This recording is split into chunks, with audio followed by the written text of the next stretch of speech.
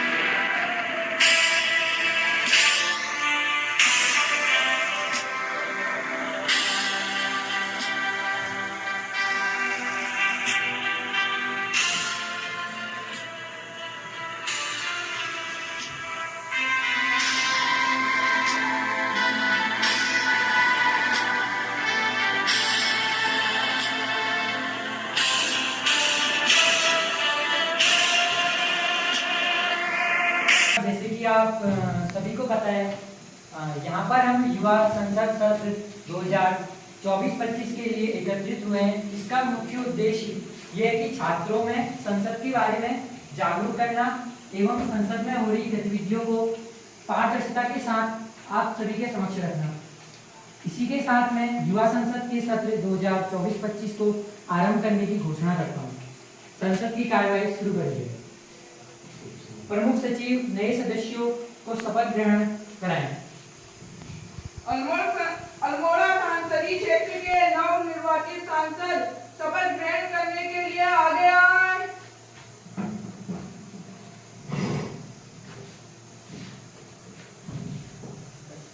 आप शपथ ग्रहण करेंगे या प्रतिग्रहण? मैं शपथ ग्रहण करूंगा। आप हिंदी में शपथ ग्रहण करेंगे या अंग्रेजी में? हिंदी में।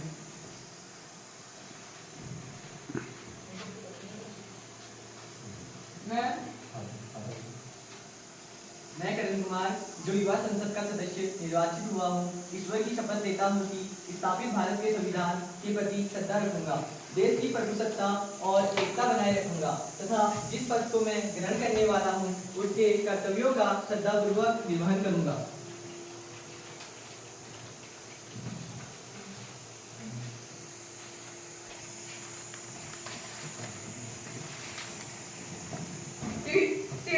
जनपद के संसदीय क्षेत्र के नवनिर्वाचित सांसद शपथ ग्रहण करने के लिए आगे आए। आप शपथ ग्रहण करेंगे या प्रतिग्रहण? मैं शपथ ग्रहण करूंगी। आप हिंदी में शपथ ग्रहण करेंगे या अंग्रेजी में? मैं हिंदी में शपथ ग्रहण करूंगी।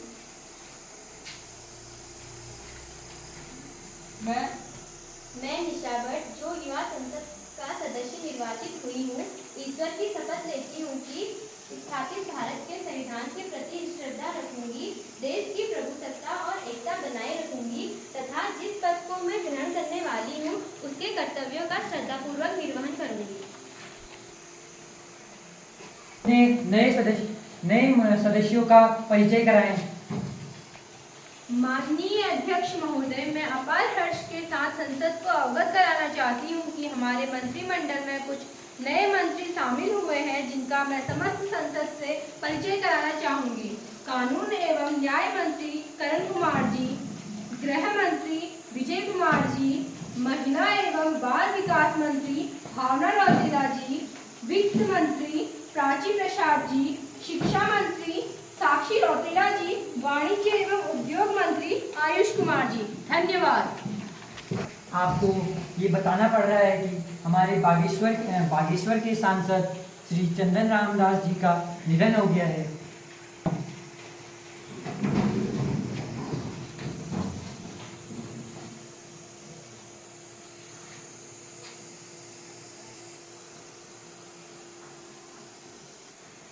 बाल विकास मंत्रालय के समक्ष अपना प्रश्न रख सकती है।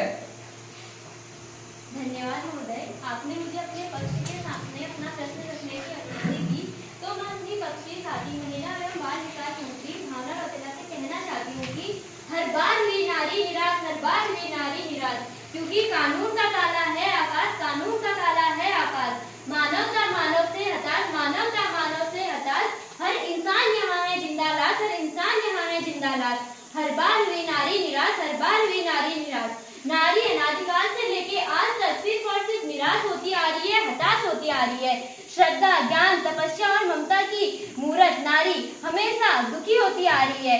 आज वो अपने हक के लिए, अपने सम्मान के लिए और अपने अस्तित्व की लड़ाई लड़ रही है। वो पूछती है कि समाज से कौन हूँ मैं, वो समाज से बार बार पूछ रही है। वो जानना चाहती है कि कौन हूँ मैं। वो कहती है कि कभी मैं मीरा बनकर जन्मी, कभी मैं राधा बनकर जन्मी। कोई मुझे माँ कहता है, कोई मुझे बहन कहता है, तो कोई मुझे बेटी के रूप में देखता है। लेकिन आज का समाज मुझे क्या कह रहा है? आज का समाज मुझे कह रहा है मैं निर्भया हूँ, मैं दामिनी हूँ। क्या हो गया इस समाज को? मैं आप सबसे पूछती हूँ कि कौन हूँ मैं? बताइए कौन हूँ मैं? आज पूरा देश बेटी बचाओ बेटी पढ़ाओ के नारों से गूंज उठा है, लेकिन ये नारे कहाँ हैं? सिर्फ सरकारी दफ्तरों की फाइलों में। हर शख्स कहता है कि बेटी को पढ़ाया जाए, उसको आगे बढ़ाया जाए, लेकिन वही शख्स बाद में उस बेटी के साथ दरिंदगी करता है। ये कहाँ का न्याय है? मैं जानना चाहती हूँ। हमारे देश की आबादी 140 करोड़ है, उसमें से 70 करोड़ महिलाएं हैं। उन महिलाओं की सुरक्षा के लिए आपने क्या किया? क्या महिलाएं कभी सड़क पे खुलेआम नहीं घूम सकती? उन्हें स्वतंत्रता से जीने का अधिकार नहीं है? ये जो मनुष्य रूपी भेड़िए हैं, उनके साथ दिन दहाड़े दरिंदगी कर रहे हैं। इस पर आपने क्या किया है? क्यों महिलाएं आज सुरक्षित नहीं है? इतना ज्यादा केस हो रहे हैं, क्या है इसका कारण? माध्यम से वक्त से प्रश्न प्राप्त हुआ है। संदर्भ में अपना जवाब देना चाहूंगी कि इन सब की रोकथाम के लिए हमने कोई अभियान चलाया है। महिलाओं की सुरक्षा केवल सरकार की या पार्टी की जिम्मेदारी नहीं है। हम अपने लड़कों या को इंसानियत सिखानी चाहिए। समाज लड़कियों को संस्कार देता है, अपने लड़कों को मैं चाहती हूँ कि क्या ये समाज की जिम्मेदारी है? क्या बेटियां सड़क पे घूम ही नहीं सकती हैं? आपके लड़के हमारी बेटियों के साथ दरिंदगी कर रहे हैं। मैं आपसे ये सवाल पूछना चाहती हूँ कि अगर ये सब आपकी बेटियों के साथ होगा तब आप क्या करेंगे? ये सब तो हम समाज के साथ हो रहा है, हम आम नागरिकों के साथ हो रहा है। आप पार्टी वालों की बेटियों के साथ कुछ नहीं हो रहा है, तो आप कुछ नहीं करेंगे इस पे? बताइए इसका आंसर दीजिए। हम अपने परिवेश में जो लड़की पुरुष है, जो उनको अपने लड़कियों के प्रति उनको प्रेरित करेंगे कि लड़कियों के साथ दुष्कर्म और बलात्कार ना करें और उनके साथ छेड़छाड़ ना करें। आप मुझे बताइए, आपने किया तो कब नहीं हो रहा है? ये कहाँ दुष्कर्म नहीं हो रहा है? हर जगह से न्यूज आ रही है। पश्चिम बंगाल में डॉक्टर के साथ रेप, मर्डर, हत्याकांड हुआ। क्या आप क्या कहना चाहेंगे उस पर? हमने स्त्रियों के लिए नियम लागू किए थे, फास्ट ट्रैक कोर्ट, जो छेड़छाड़ बयानबाजी पर क्या फायदा हुआ उसके? वो बात जिसके साथ होना था तो हो चुका। जो कोलकाता में आप घटना बोल रही हैं, तो कोलकाता जो घटना हुआ है, तो उस पे हमने अपराधियों को जेल तक पहुंचा दिया है। क्या आप उस लड़की को वापस ला सकती हैं? क्या उनके माँ बाप को उस लड़की को वापस दे सकती हैं? क्या उसके साथ जो हुआ इस बात की गारंटी है कि किसी और लड़की के साथ नहीं होगा? आप भी एक लड़की है, आप अपने आप को देखिए पहले। अगर यही घटना आपके साथ होगी तो आप क्या करेंगे उस वक्त? ये बताइए। क्या आप बड़ी ऑफिसर है तो आपके साथ ऐसा कुछ नहीं होगा? हमने उसके परिवार को सबसे पहले न्याय दिया है। हमने उसके परिवार को सबसे पहले न्याय दिया है। जहाँ तक वो बलात्कारी और रेप कांड जो हुआ था उसके साथ कोलकाता में, तो हमने उसके अपराधियों को जेल तक पहुंचाया है। और जहाँ तक आप बोल रहे हो कि स्त्रियों के जो स्त्रियां और हैं, तो आगे से जो बलात्कारी है वो खौफ में डर जाएंगे। तारीख पे तारीख, तारीख पे तारीख, तारीख पे तारीख आ रही है। इंसाफ नहीं मिला है। आप बैठ जाइए, कभी ये सबका बात वक्त नहीं कीमती हुई है। हमने महिलाओं के लिए अधिकतर नियम चालू किए हैं। फास्ट ट्रैक कोर्ट, वो छेड़छाड़ अभियान, रेप पीड़िता को जेल दिलवाया है हमने। महिला हेल्पलाइन 24 गुणा 7 गुणा 112 हेल्पलाइन पे कॉल करना। आप इस बात से सहमत हैं? शायद निशा भट्ट को उनके प्रश्नों का उत्तर मिल गया होगा, तो कार्रवाई को आगे बढ़ाइए। जोशी कानून एवं न्याय मंत्रालय के समक्ष अपना प्रश्न रख सकता है। धन्यवाद महोदय। आयुष जोशी कानून एवं न्याय मंत्रालय के समक्ष अपना प्रश्न रखें। धन्यवाद महोदय, आपने मुझे अपना प्रश्न रखने का मौका दिया।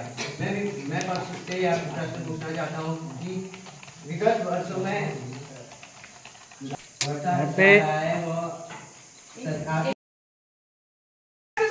आयुष जोशी कानून एवं न्याय मंत्रालय के समक्ष अपने प्रश्न रख सकते हैं। धन्यवाद महोदय, आपने मुझे अपना प्रश्न रखने की अनुमति दी। मेरा पक्ष से यह सवाल है कि हमारे देश में विगत कई वर्षों से साइबर क्राइम लगातार बढ़ता जा रहा है। आपकी सरकार क्या कर रही है इसमें? मैं महोदय जी का धन्यवाद करता हूँ कि आपके माध्यम से मैं अपने विपक्ष आयुष जोशी के प्रश्न का उत्तर दे रहा हूँ। तो मैं अपने विपक्ष आयुष जोशी को कहना चाहता हूँ कि आप पूछ रहे हैं हमारी सरकार से कि हमारी सरकार ने साइबर क्राइम पर क्या किया। तो मैं आपको बताना चाहता हूँ, जैसे जैसे पूरा विश्व डिजिटलीकरण के रूप में आगे बढ़ रहा है, वैसे वैसे पूरे विश्व में साइबर अटैक भी हो रहा है। आज अगर आप देखें तो हमारा देश साइबर क्राइम से भी बहुत हद तक मुक्त हो चुका है। जहाँ हर देश में साइबर क्राइम सीमा पर है, वहाँ आज हमारा देश साइबर क्राइम से मुक्त होने की पीड़ा पे है। अगर आप देखो तो भारत में पिछले वर्षों में एसएमएस द्वारा साइबर क्राइम बहुत ज्यादा हद तक हो रहा था, पर आज हमारी सरकार ने साइबर क्राइम को धीरे धीरे कम करते हुए दिखाया है। अगर आपको मैं दिखाऊं तो ऐसे कई सारी नीतियां हमारी सरकार द्वारा बनाई गई है जो साइबर क्राइम को कम कर रही है, जिनमें से प्रमुख नीति है नेशनल साइबर सिक्योरिटी पॉलिसी। इस नीति का लक्ष्य नागरिकों, व्यवसायों तथा सरकारों को सुरक्षित करना है। यदि किसी नागरिक के साथ साइबर क्राइम होता है तो ये नीति सबसे पहले अपना कार्रवाई करके उसके साइबर क्राइम के में होने वाले फ्रॉड को उससे वापस देती है। और आप पूछते हो हमारी सरकार ने क्या किया, और दोस्तों हमारी सरकार ने क्या किया, आप बताओ। मुझे क्या लगता है विपक्ष आपको कहीं से उठा दिया, बैठा दिया है, पहले आप देख क्या हो। शांति व्यवस्था बनाए रखते सब। हाल ही में जो उत्तराखंड की वेबसाइट हैक हुई है उसके बारे में आपका क्या कहना है? देखिए, उत्तराखंड की जो वेबसाइट हैक हुई है उसमें मैं आपको बताऊं तो उसकी भी जांच हो रही है। हमारी एसआईटी द्वारा उस पर पूरी जांच हो रही है और ऐसी घटना आगे से भारत में ना हो, इसलिए आज पूरे भारत में 1523 साइबर क्राइम पोर्टल खुल चुके हैं। और इसके साथ साथ अगर आपके साथ कभी फ्रॉड हो तो आप 1092 पे कॉल कर सकते हैं।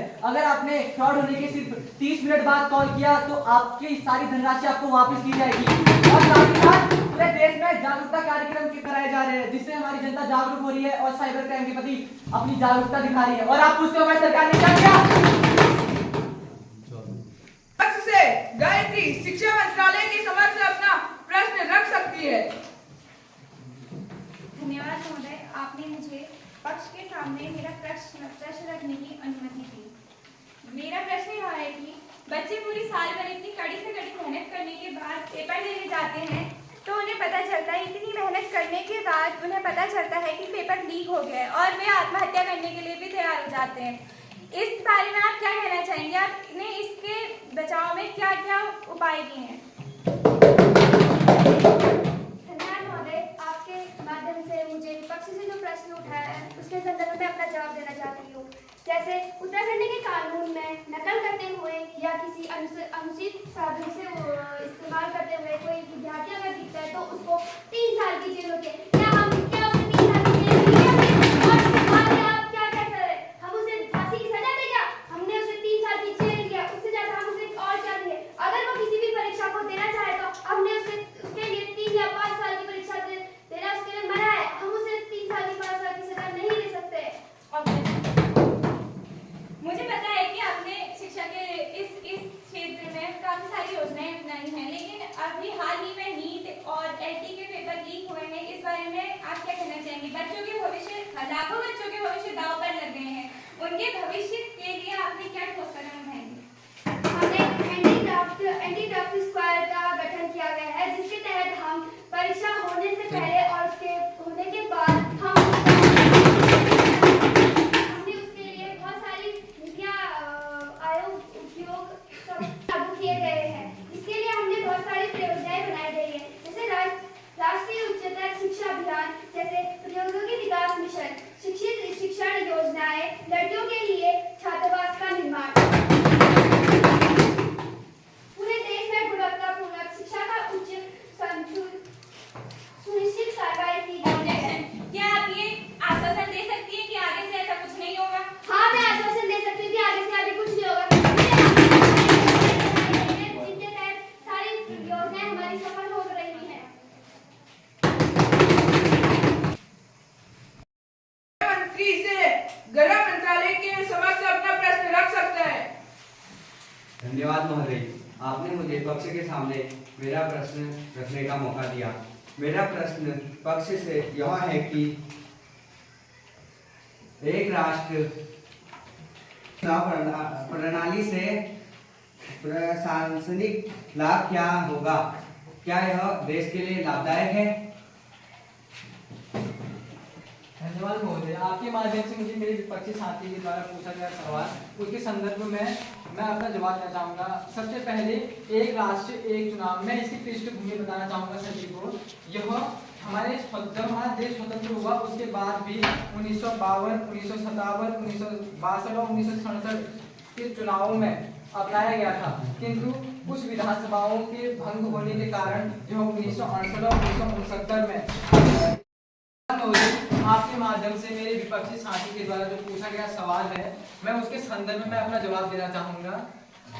इसके हम जो एक राष्ट्र एक चुनाव है, पहले मैं इसकी पृष्ठभूमि पर जाना चाहूँगा। जब हमारा देश आज़ाद हुआ उसके बाद जब 1952, 1957, 1962 और 1967 में जब चुनाव हुए तो उसमें हमारी यही नीति अपनाई गई थी, किंतु 1968 और 1969 में कुछ विधानसभाओं के भंग होने के कारण यह चक्र टूट गया, जिस कारण हम इस नीति को फिर से अपनाना चाहते हैं। और जैसे मेरे विपक्षी साथी का कहना है कि इससे हमको क्या लाभ है, इसके लाभ हैं हमारे आर्थिक स्थिति भी सही होगी, हमारे राष्ट्र आर्थिक स्थिति में अच्छा होगा और इससे हमारे प्रशासनिक लाभ भी हैं। प्रशासनिक लाभों की हम बात करें तो बार बार हम देखते हैं कि हमारे देश में चुनावों के वक्त आचार संहिता लग जाती है, जिसके कारण हमारा राष्ट्र एक चुप्पी सा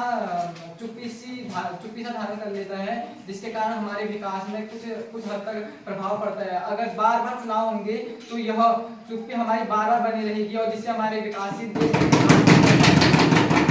और बात करें हमारी इस आर्थिक लाभ की तो हम देखते हैं कि 1951 और 1952 के चुनावों में 11 करोड़ तक की धनराशि गई हुई थी और 2009 और 2014 तक तो यह खर्च हमारा 3 गुना बढ़ चुका था। 2009 में यह 1114 करोड़ के करीब बढ़ चुका और 2014 में यह 3000 करोड़ के लगभग पहुंच गया था। अगर हम इस नीति को अपनाएंगे तो अगर लोकसभा और विधानसभा के चुनाव को साथ में कराएंगे तो यह व्यय कम होगा, यही हमारा आर्थिक लाभ है। शायद पवन काकी को उनके प्रश्नों का उत्तर मिल गया होगा, तो इसी के साथ कार्रवाई को आगे बढ़ाएंगे। विपक्ष से गौरव शर्मा वाणिज्य एवं उद्योग मंत्रालय के समक्ष अपने प्रश्न रख सकते हैं। धन्यवाद महोदय, आपने मेरे को मेरा प्रश्न रखने की अनुमति दी। तो मेरा प्रश्न यह है कि बेरोजगार हमारे देश में बेरोजगारी साल दर साल बढ़ते जा रही है और 2011 से लेकर अभी तक बेरोजगारी इतनी हद तक बढ़ चुकी है कि 3.5 करोड़ लोग बेरोजगार हैं। 3.5 करोड़ लोग कोई छोटी मोटी संख्या नहीं है, ये बहुत बड़ी एक लहर के समान है जो हमारे देश को आगे बढ़ने से रोक रही है। क्या आप हमको इसमें बता सकते हैं कि बेरोजगारी के लिए आपने क्या क्या कदम उठाए हैं? धन्यवाद महोदय, मैं अपने विपक्षी गौरव शर्मा से यह सवाल का उत्तर देना चाहता हूँ। सरकार ने शिक्षा नीति से लेकर तरह तरह के योजनाओं को जनता के समक्ष रखा है, जिससे धरातल पर तेजी से कार्य हो रहा है। शिक्षा नीति 2020 के तहत हमने कौशल जैसे विषयों को रखा है, जिससे शायद से नेताजी सही से तैयार होकर नहीं आए हैं। कृपया आंकड़ों के बारे में बताइए। जैसे कि आपने कहा 3.5 करोड़ बेरोजगार हैं। हम यह बता दें कि हमने बहुत सारे योजनाएं लागू की हैं, जिसमें प्रधानमंत्री कौशल विकास योजना जैसे बहुत सारे हैं। अगर इतने ही रोजगार मिल रहे हैं तो देश में 3.5 करोड़ लोग बेरोजगार किस वजह से हैं? हम आपको बता दें कि 64.45 करोड़ युवा रोजगार है। हर बात का ऐसा ही है,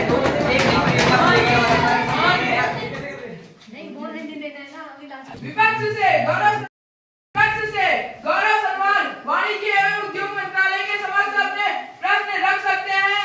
धन्यवाद महोदय, आपने मुझे मेरा प्रश्न रखने की अनुमति दी। तो मेरा प्रश्न यह है कि बेरोजगारी साल दर साल हमारे देश में बढ़ती जा रही है। 3.5 करोड़ युवा बेरोजगार हैं, परंतु इसके बारे में कोई सरकार क्या उपाय दे रही है? क्या आप इसके बारे में हमें बता सकते हैं? धन्यवाद महोदय, आपके माध्यम से मेरे विपक्ष गौरव शर्मा के जवाब का मैं उत्तर देना चाहता हूँ। सरकार ने शिक्षा नीति के से लेकर तरह तरह के योजनाओं को जनता के समक्ष रखा है, जिससे धरातल पर तेजी से कार्य हो रहा है। शिक्षा नीति 2022 के शायद से नेताजी सही तरीके से तैयारी करके नहीं आए हैं, कृपया आंकड़ों के बारे में बताइए। ये जैसे कि आपने कहा 3.5 करोड़ लोग